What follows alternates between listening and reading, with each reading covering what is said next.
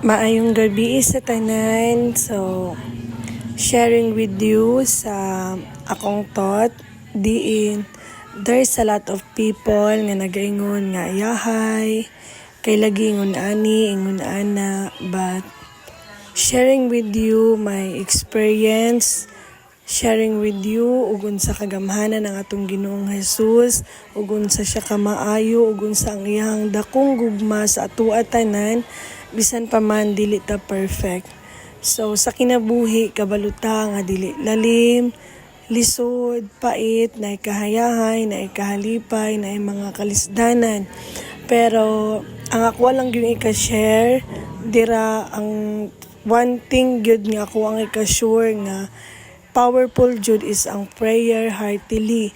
Diin sa imong pag-pray nga kinasing-kasing, sa imong paghatag og maayo nga relasyon sa atong Ginoo, dako siya nga makatabang kay walay laing makatabang kanato kun dili ang atong buhi nga Dios.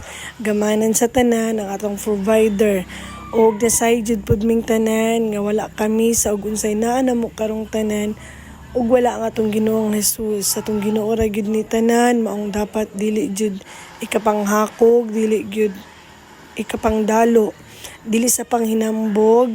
I-share lang nako gyud ang gunsa gyud kagamhanan natong Ginoong Hesukristo, maong kinahanglan o akong panghinaot nga unta kitang tanan naa gyud sa atoa ang kinabuhi nga maampuon, madasigon o magahinta og panahon sa atong Ginoo kay wala tay mahimo diri sa kalibutan ug wala ang atong Ginoong Hesukristo. Bisan pa man dili ta perfect, bisan pa man daghag mga tawo nga i-judge ta kay lagi ingon ana, but to tell you people in the world nga wala ta nagpakabuhi diri sa kalibutan para sa tawo, kundili gibuhi ta diri tungod kay natay purpose, natay mission diri sa kalibutan. Dili nato dapat i-mind ug unsa istorya sa uban kasi kana sila is mga ginamit ra na sa kaaway. Mauna nga magbarasigon ta sa tanang panahon nga atong ibutang sa atong una-una kasing-kasing nga dili ta pasagdan sa atong Ginoong Hesukristo kanunay siya nagauban kanato sa kasakit ug kalipay.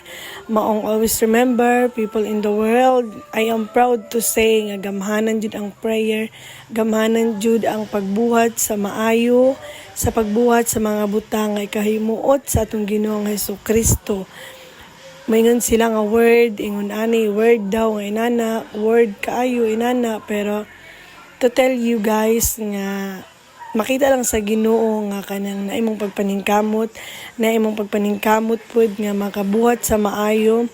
Telling you, my dear friends, si God jud ang maga-bless kanimo. Let God nga mao imo balos nimo, let God nga mao imo bless sa tanan nimo mga pagpaningkamot. O before you do something, pray heartily, isalig sa Ginoo ang tanan, ayaw pagsalig sa imong nga kakayahan kasi tao ra ta nga dili perfect. Maong mas nindot jud magpakabuhi diri sa kalibutan nga isalig nga naay Ginoo sa ato nga kinabuhi aron sa ingon nga malisod man pero lahi ra gyud basta naay Ginoo. Kasi makaingon ta nga unsa ra gud ta pero nganong nakaya nato na nganong inon ani kay sa tinuod lang pangandoy ra gyud ning tanan nga sa una sus magsigilag pangayo kay lagi di ka afford ingon ani ingon ana, pero di na tumatag-an ba. Grabe gyud ang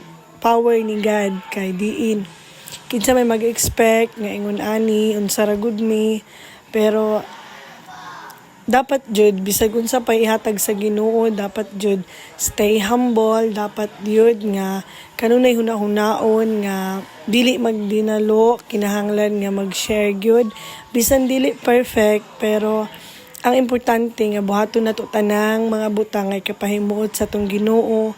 Dili lang ta kay magpakitang tao lang, di nato i-mind ug unsay mga judgment sa ubang tao kasi ug mo judge man gud ta naay possibility nga i-judge jud ta sa atong Ginoo. Maong unta sa atong pagpaningkamot, sa atong pagpray, tabangan ta sa atong Ginoo. Thank you for listening, and that's all. I hope you learn. Bye-bye.